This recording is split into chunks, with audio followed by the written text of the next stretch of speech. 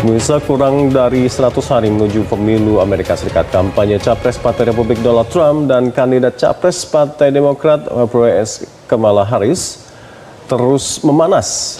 Minggu ini Trump mempertanyakan identitas ras Kamala, serta sementara Kamala menantang Trump berdebat. Untuk laporan selengkapnya mengenai perkembangan terbaru bagaimana kampanye Pilpres dan berita lainnya dari Amerika Serikat, kami sudah terhubung langsung dengan jurnalis VOA, Valdia Baraputri di Washington DC. Selamat pagi Valdia. Mungkin bisa jadi kapan kita bisa melihat debat antara Trump dan Kamala? Ya, selamat petang waktu Washington DC, Alka dan Glory. Itulah yang paling ditunggu-tunggu saat ini seiring dengan memanasnya kampanye dari Donald Trump dan Kamala Harris. Tanggal yang telah disepakati untuk debat ini adalah pada tanggal 10 September. Namun hal tersebut disepakati saat Trump masih menghadapi Joe Biden. Masih jadi pertanyaan apakah Trump akan tetap berdebat pada tanggal tersebut. Namun pada wawancara di minggu ini, Trump mengatakan bahwa ia akan tetap berdebat, namun bisa juga tidak. Nah, di tengah ketidakjelasan ini bagaimanapun kedua belah pihak kini tengah sibuk berkampanye di negara-negara bagian penentu yang kompetitif. Minggu ini setelah berkampanye di negara bagian penentu Pennsylvania, Trump menciptakan kontroversi begitu saat diwawancara di sebuah acara Asosiasi Jurnalis Berkulit Hitam Amerika di Chicago, Illinois. Saat ditanya mengapa warga kulit hitam harus memilih Trump, ia mengatakan bahwa ia adalah presiden terbaik setelah Abraham Lincoln, presiden ke-16 Amerika yang mengakhiri perbudakan. Ia juga melanjutkan dengan mempertanyakan identitas atau latar belakang ras dari Kamala Harris. Ia mengatakan bahwa selama ini Kamala selalu membanggakan latar belakang Indianya, namun dalam beberapa tahun terakhir, sekarang tiba-tiba ia berkulit hitam. Ia mengatakan demikian meski Kamala telah lama mengidentifikasi dirinya sebagai keturunan keduanya atau birasial, di mana bapaknya berkulit hitam dan ibunya keturunan Asia Selatan, begitu.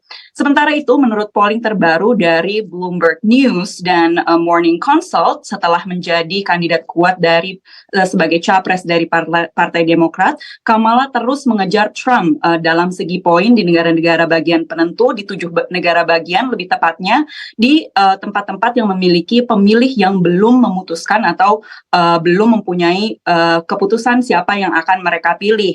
Nah, dukungan kuat ini datang dari pemilih berkulit hitam, kemudian pemilih yang muda, kemudian juga pemilih yang berlatar belakang Hispanik. Di negara bagian penentu lainnya, minggu ini Kamala juga berkampanye. Ia mengulang tantangannya kembali untuk berdebat dengan Trump. Di hadapan pendukungnya, ia juga mengatakan sepertinya Trump memiliki banyak hal yang ia ingin katakan padanya, dan lebih baik ia mengatakannya langsung pada dirinya, begitu.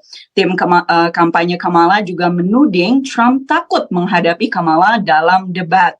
Sementara itu, hari ini Kamala resmi mendapatkan atau mengantongi suara yang cukup dari perwakilan pemilih Partai Demokrat yang nanti pada tanggal 19 Agustus akan datang ke konvensi nasional Partai Demokrat, sehingga dipastikan ia akan diresmikan menjadi capres dari Partai Demokrat pada konvensi Partai Demokrat tersebut. Yang masih ditunggu kejelasannya sampai saat ini, selain debat tadi, juga adalah wakil Presiden Kamala, siapa yang akan ia pilih untuk mendampingi dirinya. Hal ini diperkirakan akan diumumkan dalam beberapa hari ke depan sebelum konvensi nasional Partai Demokrat di Chicago pada tanggal 19 Agustus. Dan itulah perkembangan terbaru dari kampanye Pilpres Donald Trump dan Kamala Harris. Dari Pilpres kita ke Olimpiade.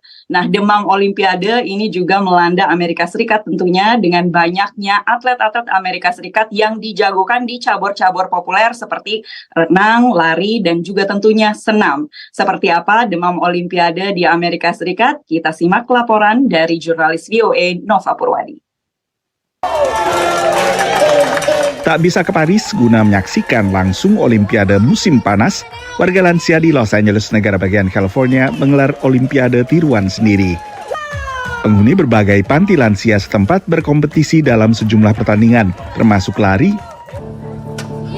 lempar, dan juga bola basket. Pemenang mendapatkan medali seperti layaknya dalam Olimpiade sungguhan, tapi para peserta mengakui kemenangan bukan tujuan utama. I think they're very good bringing us together. Good for our brains and our hearts and our bodies. Banyak di antara peserta berharap masih cukup sehat dan bugar untuk menyaksikan langsung Olimpiade musim panas 2028 yang bakal digelar di Los Angeles. Di saat perhatian dunia tertuju pada Olimpiade musim panas di Paris, kegembiraan juga dirasakan warga Salt Lake City, negara bagian Utah, yang baru diumumkan menjadi tuan rumah Olimpiade musim dingin 2034. Kota ini sebelumnya menjadi tuan rumah Olimpiade musim dingin pada 2002. I was very excited for the games to return. I was 6 months old when the last games happened, and even though I wasn't, remember those, I feel like the Olympics has been such a big part of my life. Banyak fasilitas yang dibangun untuk Olimpiade sebelumnya masih berfungsi dan digunakan wisatawan dan warga hingga saat ini.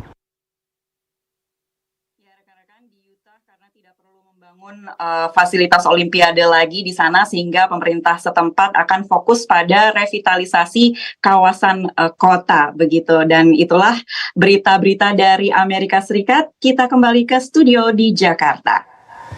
Baik, terima kasih Valda Baraputri melaporkan langsung dari Washington DC, Amerika Serikat. Selamat bertugas kembali, salam untuk teman-teman di VOA di sana.